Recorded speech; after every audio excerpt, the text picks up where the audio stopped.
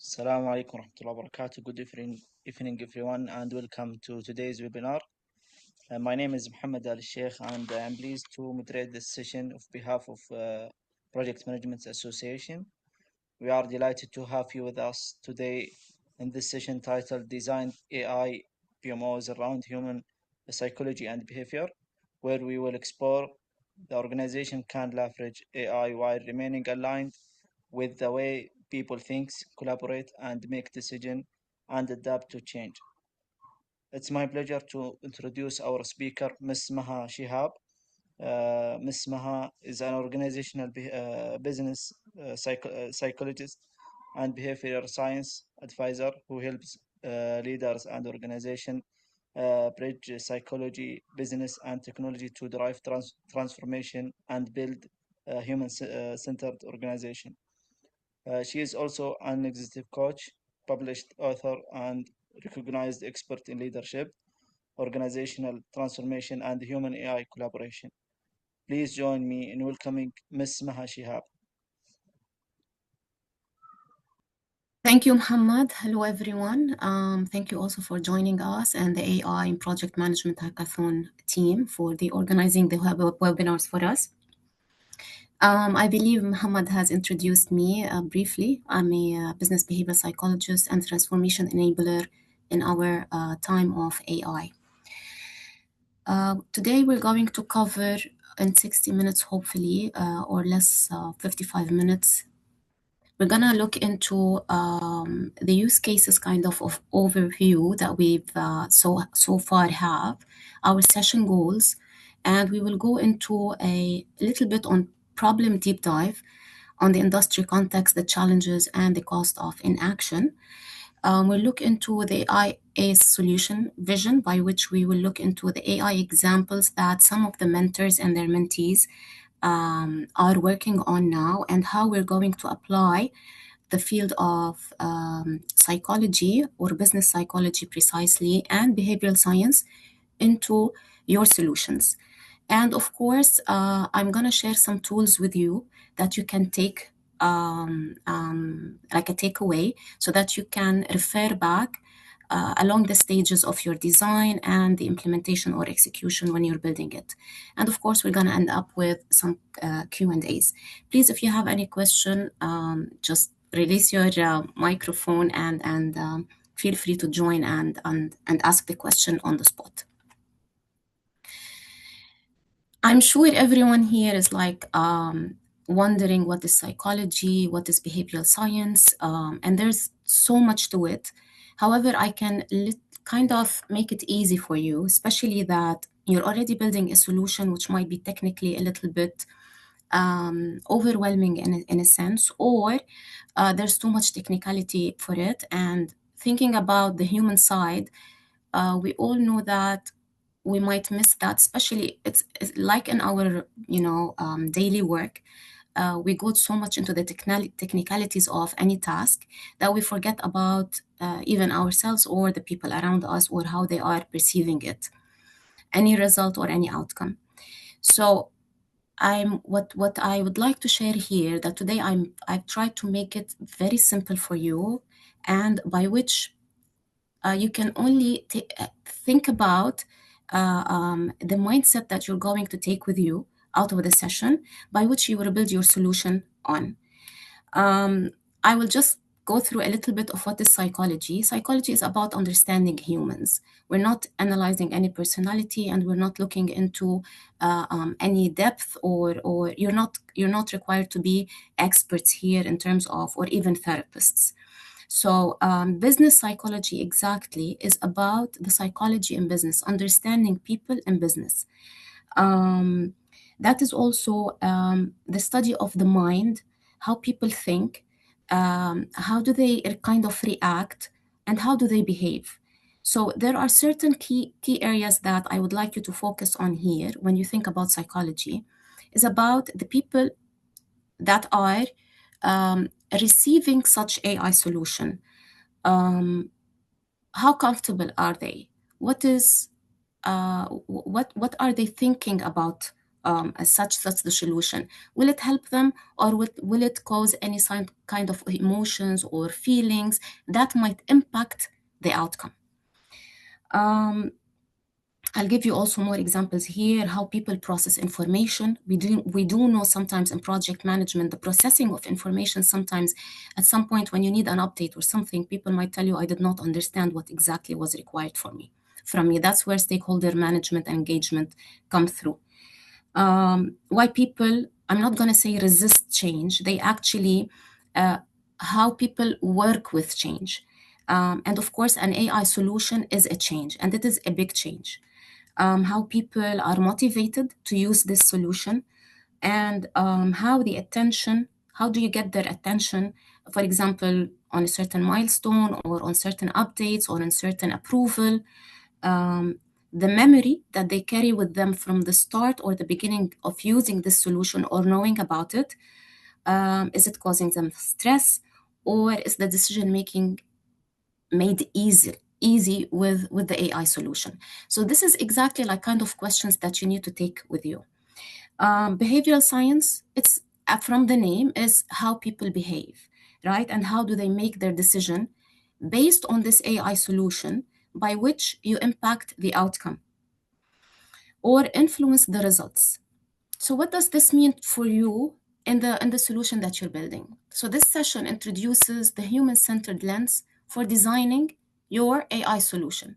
So it should help you assess if the solution um, um, works not only beyond the functionality and technicality, um, but also like it does not only look at the technicality, but it looks beyond, but along it. Beyond that means around the people and the environment.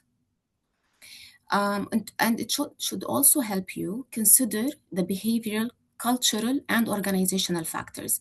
When I speak about behavior, it means about the dynamics of the company or the organization that you're introducing the AI solution for. Even the culture, whether it's culture inside the company or outside. So, if, for example, an AI solution might have certain aspects in the design that might work in KSA but might not work in Qatar or UAE or other countries for certain reasons.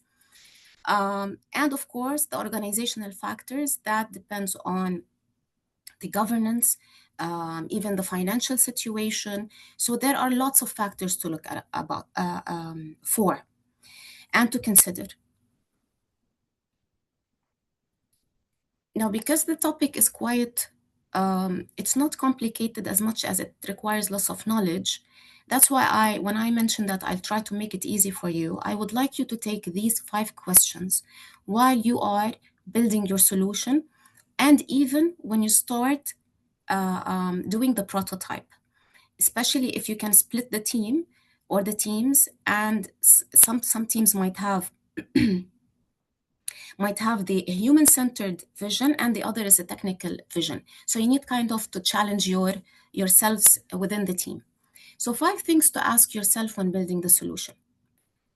The readiness question. Are the users ready? Now we know that people are aware of AI with the excellent marketing and of course the awareness that the team are building around AI and PMO. It is somehow getting out there and people are knowing about it, but still it might be so kind of not clear. And people might say, am I ready to deal with an AI solution? We need to understand if they are ready psychologically or even from a sense of capability, whether it is a competence that is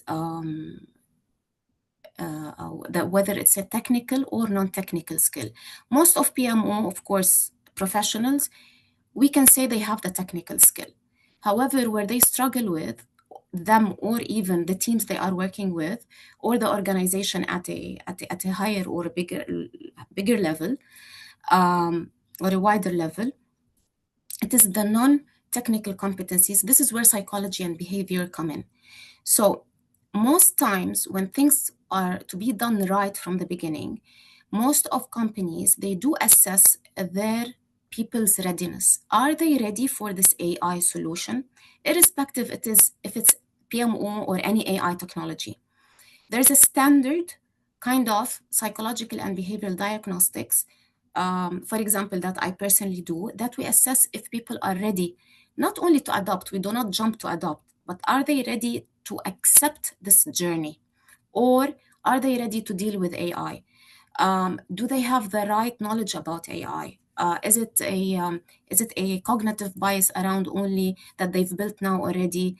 AI is ChatGPT or AI is Gen AI. It's generative and just I ask it to write certain something for me and it generates whether a video or an image or even a text.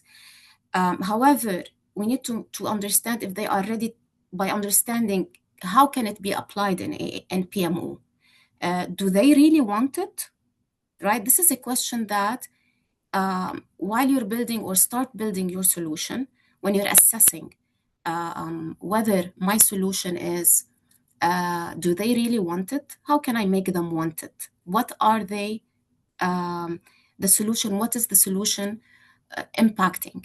Now, I would like to mention here when we speak about readiness, going through some use cases and some of the previous experience in project management, we noticed that there are some certain obstacles or challenges that it is universal and standard. And somehow we think that the AI solution is going to solve everything in a sense that of what was not working, right? For example, people really answering about the updates, people are really adopting to the milestones or getting things done. Are approvals there? Is compliance there? Are they working through the governance? Why they are not attending certain meetings? Why certain stakeholder, whether it's the sponsor or even they kind of there is a governance matrix, however it's not always followed.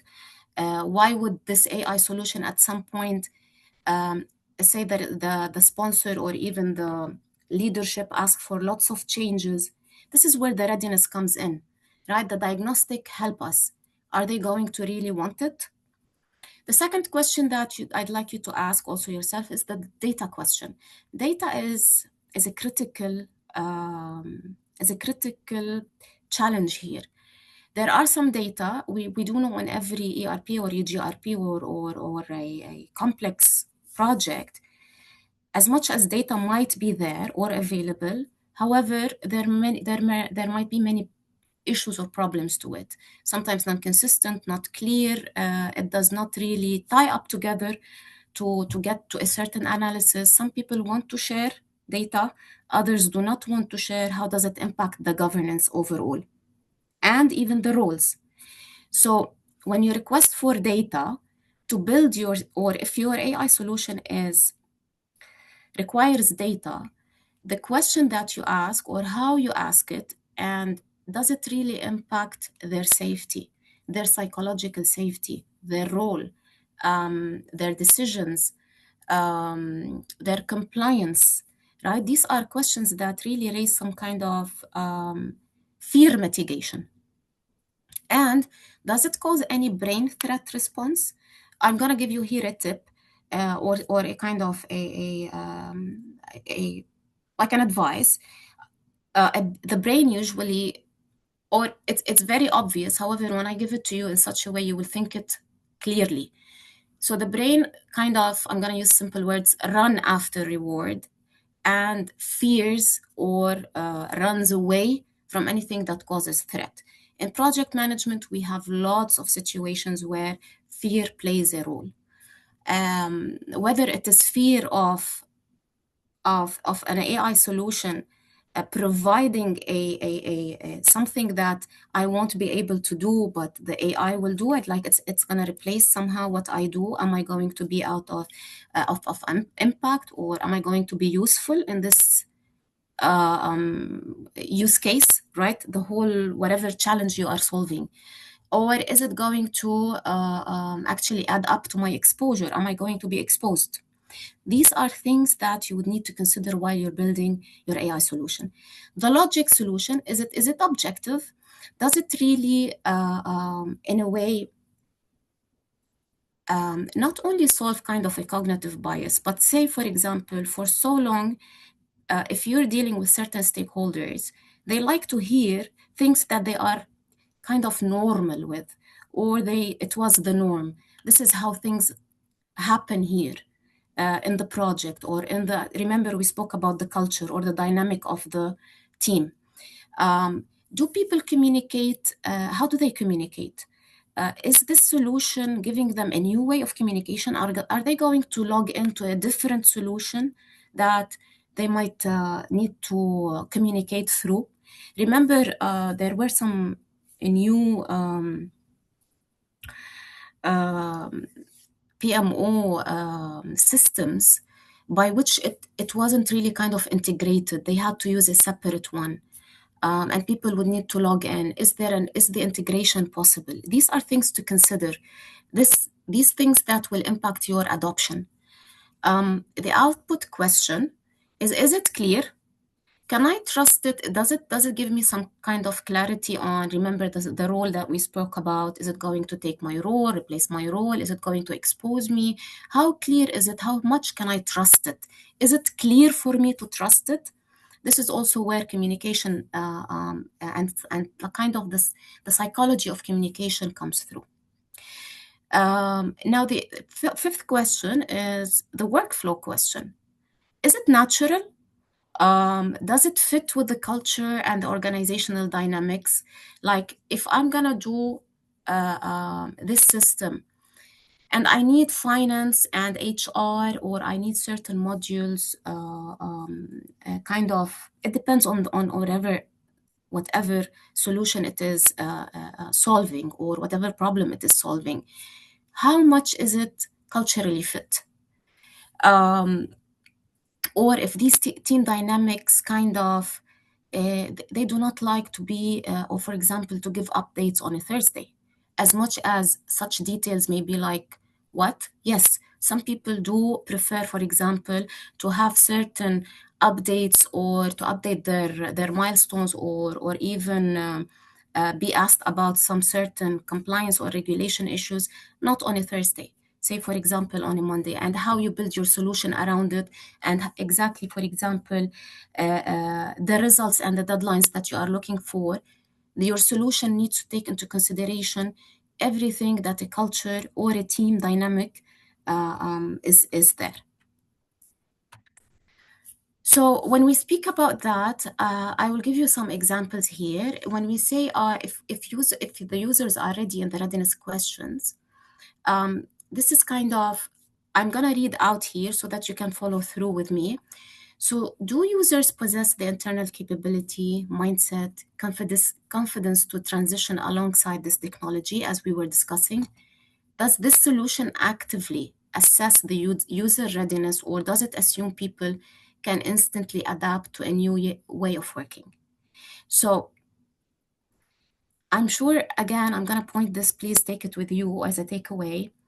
The AI solution here is going to solve things. We think that it's going to solve things that people before did not abide with, especially in compliance and in governance, or even in clarity and communication. Whatever problems there was during the project's life cycle, if we are thinking or we are building the AI to solve it, please make sure that it does not expose people. It needs to give them safety in the way it is presented. Of course, I will tell you how shortly. So is it safe? Does the team think that this AI tool is a digital boss tracking their mistakes, just as I mentioned a little bit a while ago, to punish them? Will they hide this data, delay the reporting, or manipulate the inputs? The logic question again, especially when humans suffer from optimism bias, when you're building this solution, you might think that kind of everything's gonna go perfect, or you're gonna give it a rating of 80% with 20% feedback and surveys that might give you how to improve it or stakeholders' feedback. However, this is also a trap you might fall into.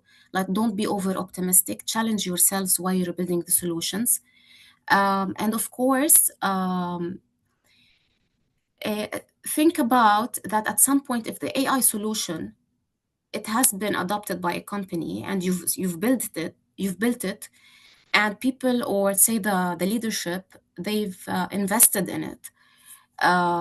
Just think about the time where they will not be forced to continue using the AI solution, right? And because they are emotionally, financially invested in this product, and then at some point, it won't be used for a long time. Like, there will be a set of, say, 2 years.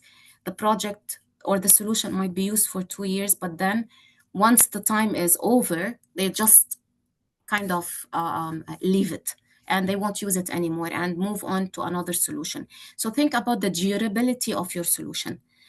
The output question, as we mentioned, is it clear? Does it throw just random, for example, health score, without explaining why to the humans, right? The output, the solution that you give, say there's an AI output on compliance. Does it tell them why this is not compliant? Or would it only just flag this is incompliant and it will raise fear? So the way you build your solution with the AI output, I can say you need to consider, does it give them a full communication that does not raise fear or cause any exposing? Say, does it give them a cognitive overload? If it's not explaining why, okay, what do I do with this compliance flag? Does it even make them distrust the metric at some point? If it gave them some kind of analysis that may not be kind of the human sees it, that is exaggerated, they're gonna think, is it going to be the case every time? Is it going to expose me every time? And of course, by then they will ignore the tool entirely and go back to their old way of working. And of course, the AI system or whatever technology will get many resistance, and by which it will not be adopted. And when we mention the workflow, of course, is it going to be, as we mentioned, a standalone AI application, or is it going to fit naturally into how people collaborate, their habit, their communication stream, and their governance structure? Or is it going to, at some point, when I mentioned kind of exposing, will it make the decision authorities actually keep asking for changes because it does not fit with their governance structure? So I believe now you have 5 questions to keep them in front of you along the way as you design and build. So your AI solution should never stop at identifying the problem, right? You're solving certain problems sometimes where a human did not want to engage or did not do or did not react in a positive way towards it. Or it was actually helping the human where they fell short. However, it does not, what your solution should do, should not generate more challenges to them. So every PMO, AI-PMO solution should be designed to provide readiness and capability. Remember when we spoke about the diagnostics? So if you take your AI solution and actually make the people analytics or the behavioral diagnostics a must in the beginning as part of the AI solution, that will help you as a person who owns this solution to drive the full cycle of implementing it at the company. So you just you're giving the leadership or the sponsors and the project managers from the client side clarity. You're speaking data and you're speaking numbers, so it will help along uh, um, your project implementation or AI solution implementation.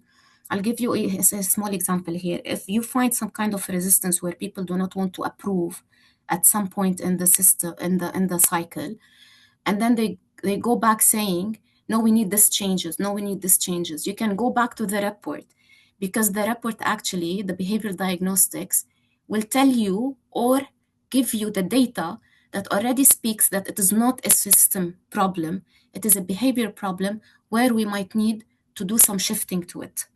And of course, with time, experience, or even some help of behavioral scientists or business psychologists, you can really sort it along the way.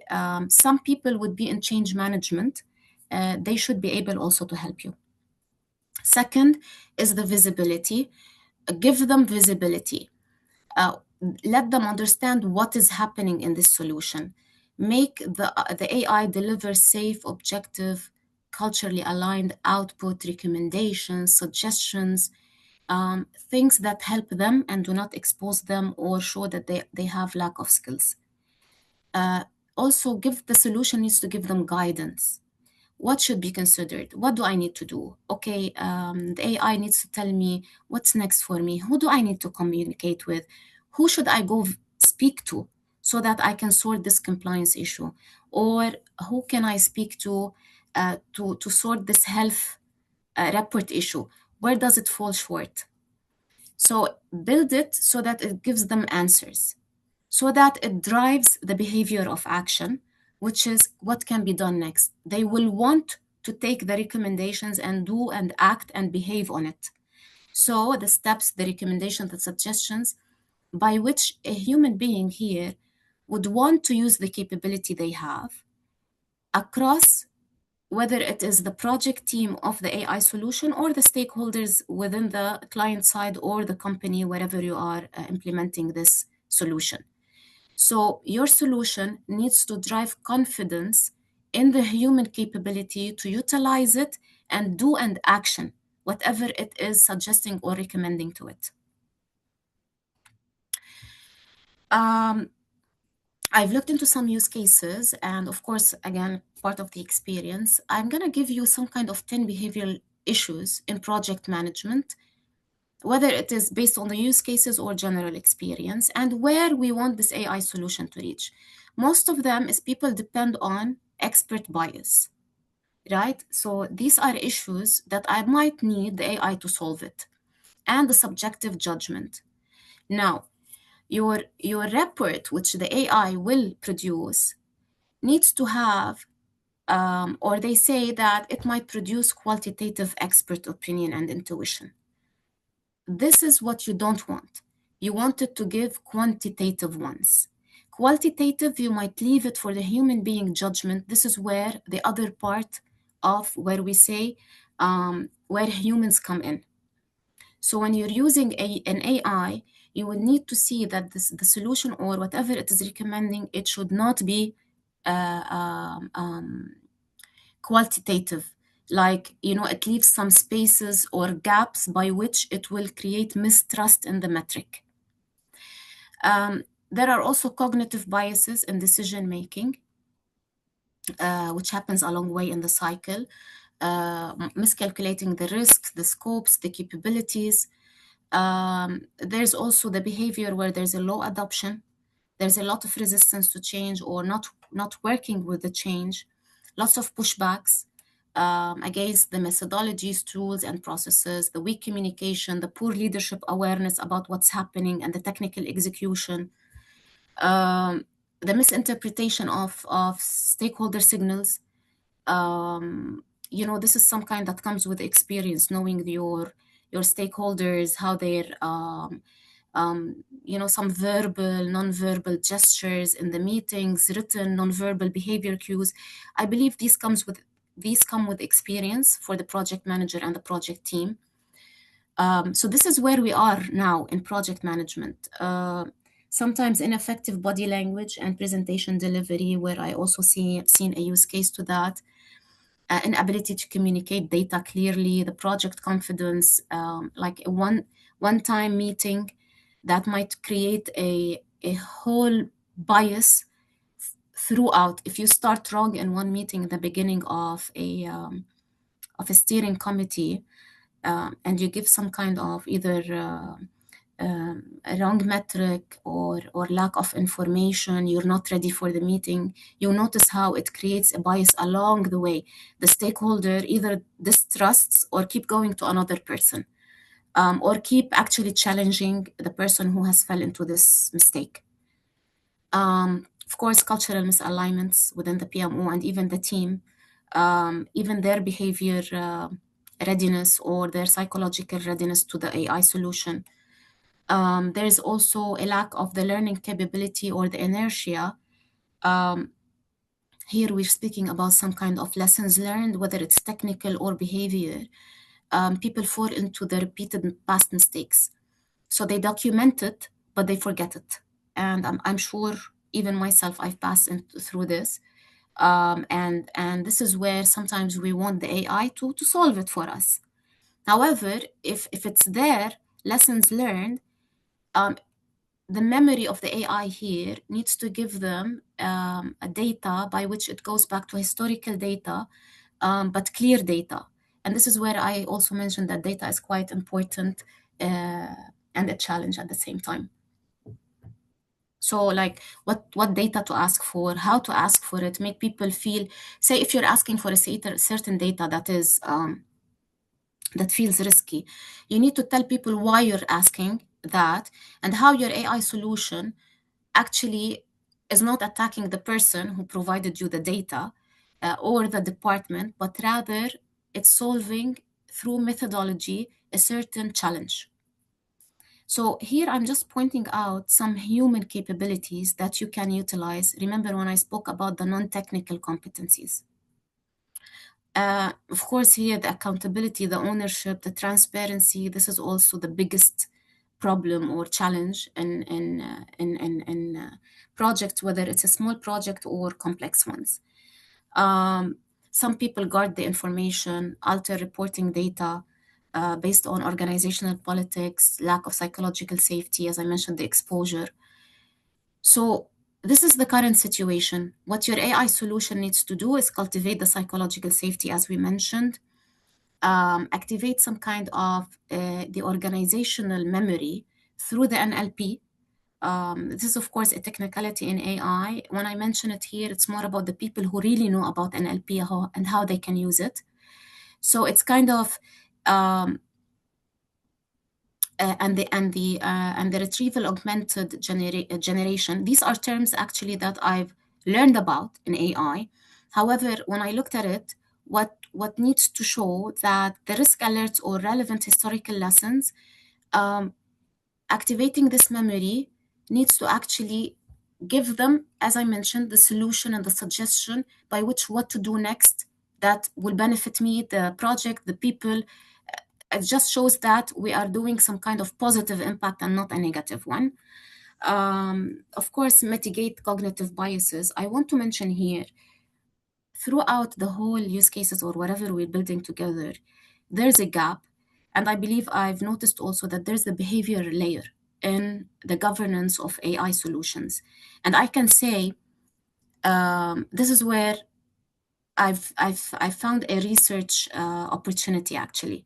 I can say that what we're doing now is kind of building this AI behavior layer. So it's not very clear to us now. It's something new. However, what we are doing now is actually putting the foundation to it. So your AI solution or your AI mentality, wherever you are, it will not end here after the solution. You are going to be exposed to AI everywhere. So we can say that we are building an AI behavior, a layer, all humans together at this stage. However, it's going to need, of course, an expert and technical behavioral scientist input. So, cognitive biases, we as humans before AI, not everyone was able to know or spot a cognitive bias. We speak about it same as lessons learned, but we forget to spot it, or we forget about it when we are in the situation under stress. And we cannot really depend on AI to find these cognitive biases. It will learn with time. However, remember that whatever it is learning now or has learned is based on human patterns, which are already biased or have some cognitive biases. So this is where the behavior layer, which I can say it's still a gap. So will your solution mitigate a cognitive bias now? Yes and no. You can learn about the cognitive biases. Pick 3 or 4 or 5 that are mostly related to PMOs, which is confirmation bias. Example, if you walk into a sponsor office, you tell him or her something that does not fit with their beliefs, you will find resistance. So at least work on the confirmation bias, by which your AI solution at least does not sway away from cultural thinking. However, assessing that it does fit with the culture, but yet does not, um, the impact that it gives or shows to the sponsor or whoever is approving at certain stage in the AI solution, um, it does not really make them think a lot about the culture and what they think. It needs to be very objective and not subjective. And of course, elevating when we speak about the professional maturity and communication maturity, just was when I mentioned tell the why, always explain, put yourself in the other person or the receiver shoes. And of course, what you want is to maximize the adoption, readiness, and the capability. Towards the end of your AI solution, if you're proposing this, say to the judge panel, um, they might look at it and ask themselves, do I have even the capability to deal with this AI solution? If it's going to raise certain capability need, then I really suggest that you point out in a very um, humane way that the AI solution, as much as it might look complicated or there's a lot of technicality learning to it, however, you might need to do X, Y, Z training. You don't need to name all the trainings. However, give them that psychological safety that with certain non-random AI training, you need to be very specific. At least 2 trainings that some people might think, oh my God, I don't know what will I do? How will I work with the AI solution? Think what people might need as a capability, point out this training, and they will feel good about it. They will want to go and action. It means my this AI solution, okay, it's not that difficult. 2 steps, 3 steps I'll do, and I will be an expert in it at some point. Um, so this is just I would like you here to take a moment, whether you would like to engage or not in the chat. I think we have like 5 minutes or 2, 3 minutes. You already now know what to keep in mind and the questions. Just take a moment, think about your use case, the AI solution that you're doing. Does it cover these, or what does not cover? Just write in the just tell me in your answers what it does not hit. It does not hit readiness. There's no safety, objectiveness, clarity, the natural. Does it fit with the culture of the group and the teams?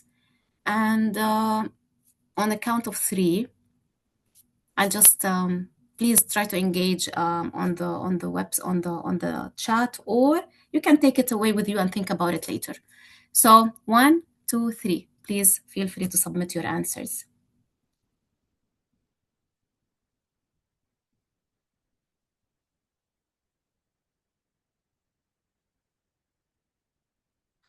Muhammad, please, I would need your assistance here. I'm not able to see the chats.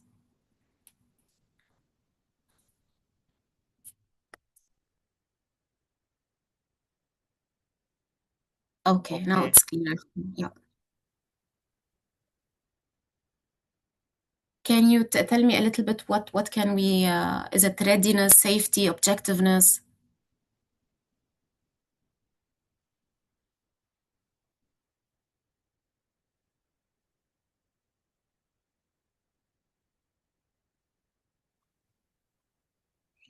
Dr. Jihad, he mean readiness and clarity.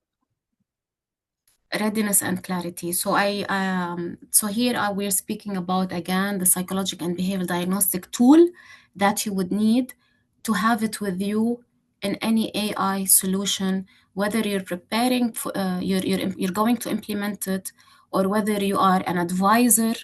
You might need to tell the sponsors exactly where they need to start so that you can have the user confidence as well as the leadership and stakeholders' confidence. So take this with you and think about it during your AI solution. And of course, if you have any questions, you can always reach out to us. Um, I just want to here tell you how it's going to be applied, this mindset, right? So in the beginning, when you assess and measure your current state, what are you looking at? What is the AI solution? I believe now you're a little bit in, you might be in the start, you might be in the middle of the cycle. However, you can always go back and assess the availability of the detailed needs that you have, the data ability, the availability, the quality. Is it going to be easy? What do we need from it? Such questions. Of course, as I mentioned, the behavior and the diagnostic and the measurement tool of the readiness, you can reach out to me on that. On the stakeholders' input, interviews, and workshops, this is something also that you would need to consider while you're building it. Do I need to even maybe take some opinions? Um, During also when you're measuring the capability, the competences, this is where the behavioral diagnostics is going to help you. Also, when identifying the gaps that you are actually that your solution is building or solving, you're going to also assess allocating the resource and technology. You'll be asked at some point in your solution, will the company or organization have the resources to use it? Does it need an integration? Can it embed in, I don't know, maybe Microsoft Office that they, sorry, Microsoft that they use, or Oracle or whatever new tools, even if you needed Copilot at some point for certain report writing, etc. So can it be embedded in their systems? Here, this is where you need to see if because we're speaking in KSA, you need to understand, of course, your infrastructure and technology of your clients, like ministries. They use Oracle for UGRP. So this awareness is very important for you when you're building it. Also to here, I would like to please note this: maintain your strong relationship with HR, governance, risk, and compliance teams. Whether you are building now, if you're building a solution, reach out for these people in your networking. Ask for their opinion.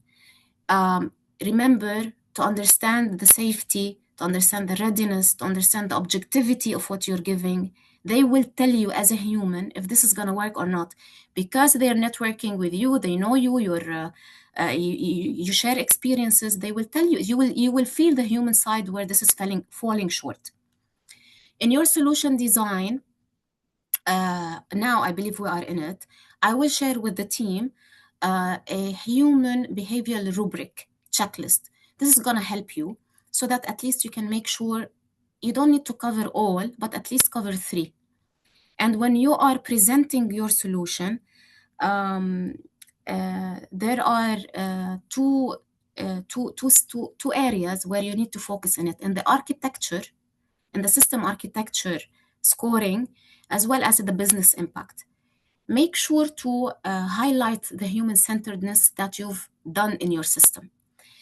And of course, you will move on with building the components. And of course, if there's an integration testing that you would like also to highlight, this is integrative with certain technologies that is already applicable in KSA.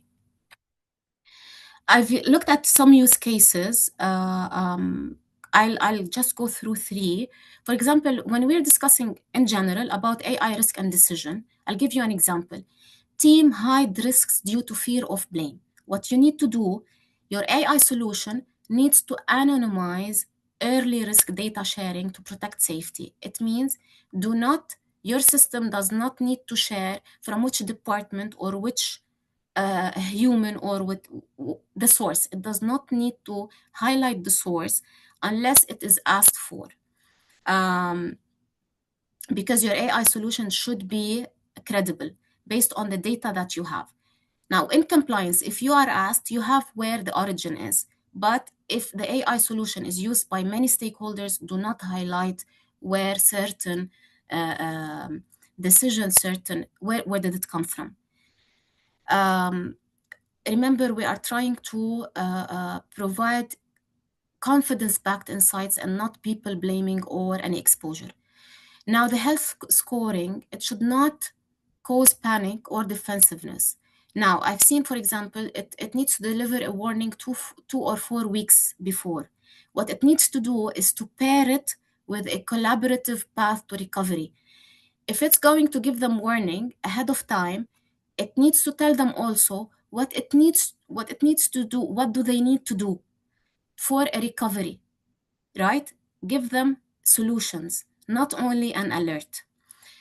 For example, if there's a rigid compliance rules, feeling like administrative policing, what your AI needs to do is to format its logic to highlight deviations before they turn into critical failures. Like if it gives them an alert, it needs just to tell them what such deviation from compliance, what if you did not do this, where it's going to lead, right?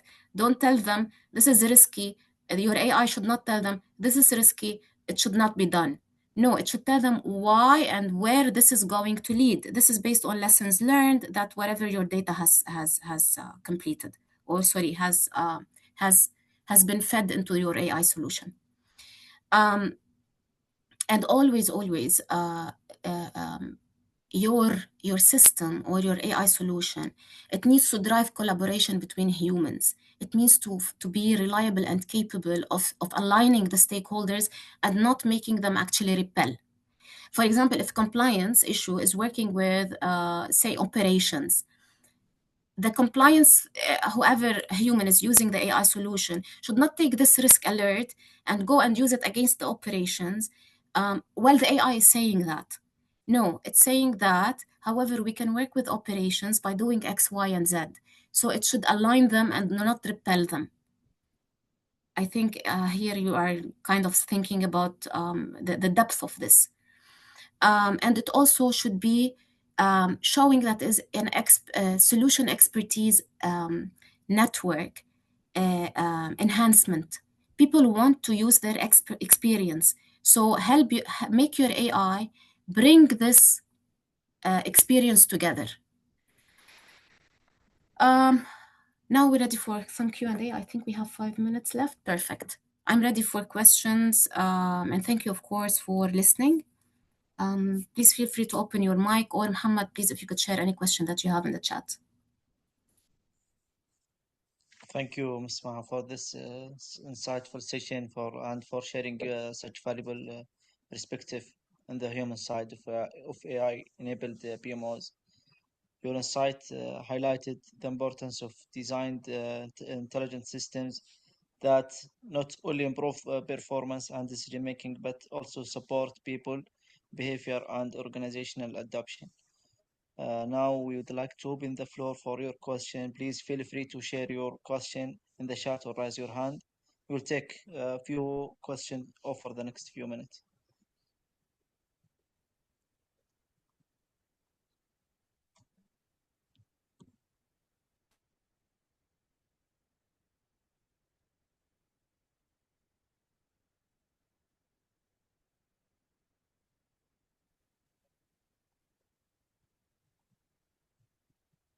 Okay, Dr. Jihad, please.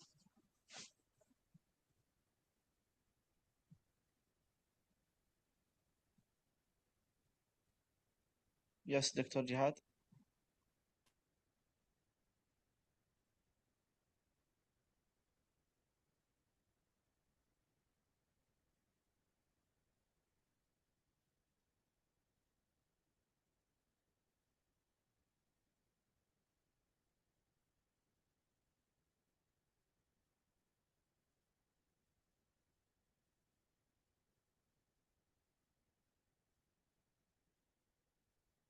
We got one question from Dr. Jihad. Okay, thank you. Please, if you could share it. Okay.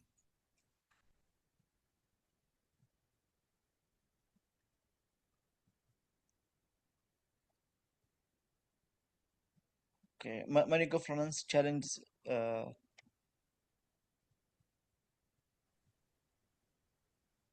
Yeah, I can read it. Assalamu alaikum Yes, Dr. warahmatullah. Sorry, I thought maybe it's better to write it down.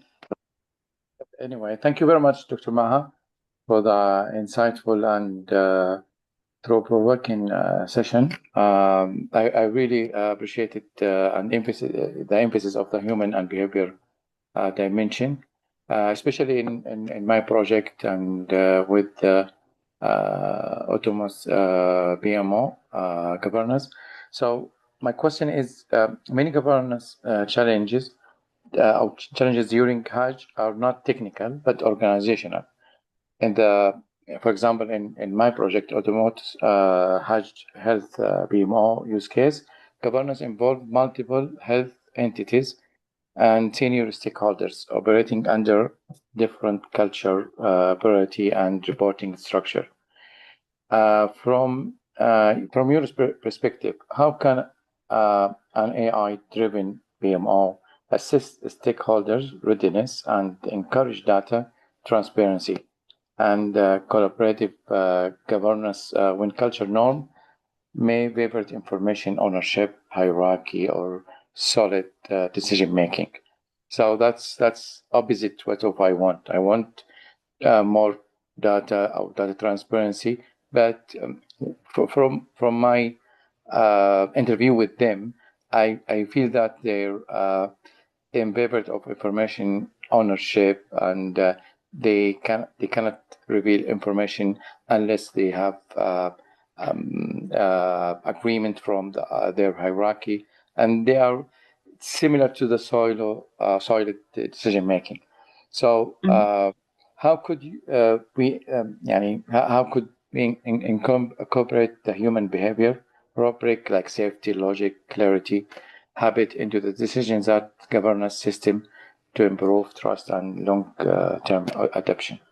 I know it's a very long question, but maybe we need your help later, inshallah, in this matter. But this is what I think. Yeah, my pleasure, my pleasure. Thank you for this question, Dr. Jihad. Actually, it's the first milestone that I believe all projects will face as a challenge, which is alignment of all, whether it is a one project in one organization or multiple organizations, which is usually like UGRPs or the autonomous health use case. Remember when we discussed the non-technical competencies, the team working on this solution would need to kind of assess one themselves. When I mentioned the behavioral and the people diagnostics tool, knowing exactly where they fall also short in their competencies and where they are strong in that. An assessment to this will help them first know if they are doing or using the right competency in the right place. We do know communication, how we send the message. We might be expressive and say the message. However, it might raise fear. It might raise fear is the most syndrome I can say in project management. People do not engage because of fear of many things. It's now that the competencies that humans need to build is actually this competencies of building the trust. Trust is a behavior and it's not a competency. They need to learn about themselves and understand that such competences are also lacking from the other end. Now, once we understand this is understanding people. We get into our discussions. And when we mentioned when the AI solution, when we look, this is readiness. When we looked into safety, we need to show that the data that I'm getting is not going to expose you. Of course, we will not use these words. We will use we will show them where will it be. You can use regulations. You can use in KSA, data privacy. You can use anything. You will map out what will make them safe. Data privacy, I take it. Second, the hierarchy. They need approval from the higher stakeholders. You can actually work on certain inclusion or alignment. It won't be that you will reach directly to the higher stakeholder. No, but you will include the person you asked him and the stakeholder, and by which you show that kind of I'm including all of us to lead into a decision making. When you ask, for example, for a data, the purpose is to not to raise that fear, but tell them what will you do with this data, how it will not expose them, and how it will help them in their decision making. So that's why the solution needs to be about them and helping others, helping them, and not they might also some people might feel at some point that this is going to replace me. Also, you would need your solution to be clear that it does not replace, it will help them in XYZ. A good start would be, say, if you're asking the stakeholder who is reluctant to share the information with you, is asking them about their challenges. What do you think how do you think this AI solution can help me, and where? So it's connecting with the people, asking about their challenges and showing them that it's helping their or benefiting them. And then when they feel they are part of the solution, most of the fear will be released. And then if you ask for example, help from other stakeholder, or entity, if you follow the same mentality or mindset, it helps a lot. So here we see that wherever we're bringing any kind of technology, AI is just a technology that is also solving solutions, just like an Oracle or UGRPs and we're going to have the same pushbacks. But what's good and the benefit and the opportunity is people now see AI already as a benefit. If you will leverage well on this, it helps a lot with the solution. Now, of course, you've mentioned as well as on the clarity, right? In terms of the governance. So the clarity plays a huge role. And of course, asking their opinion. Workshops or even one-on-one meetings, or even asking a full entity to be part of it, asking them to nominate people so that they can be part of the solution. This is just about the silos that you mentioned. This is what will break the silos even for the leader. Like I want my team, everyone to be part of this, and they will feel included, and then they will, of course, collaborate. There are different milestones along the way, and of course, I'm happy to discuss at a later stage separately. Yeah. It's particularly because we consider as outsider. We have this project, we have this idea, and they work in their own environment, and they have their successful, and they think that who are they to judge us or to produce something we already work on it. So I mean, this is one of the things that because when I ask any questions, they get defensive that we've already done it. We already done it in our way or other way around. But yes, if we can engage them like an owner of this project and let them contribute to it rather than just adapt what we suggest, that it will be beneficial. But this is the trick. We need to play on the behavior and human aspects rather than the technical ones. Thank you very much, Dr. Ma. It's very insightful, and I cannot stop engaging in this matter with you, but I know the time is finished and I don't want to take from others. Thank you very much. Thank you. Thank you, everyone. Please, if you have any questions, feel free to reach out to me. Have a nice evening.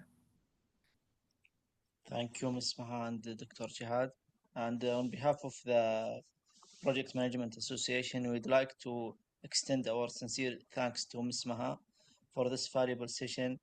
Thank you, everyone, for your participation and engagement. We appreciate your time, and we hope this session provided practical insights that you can apply within your project, PMOs, and organization. Have a great evening. Assalamu alaikum wa rahmatullahi wa barakatuh.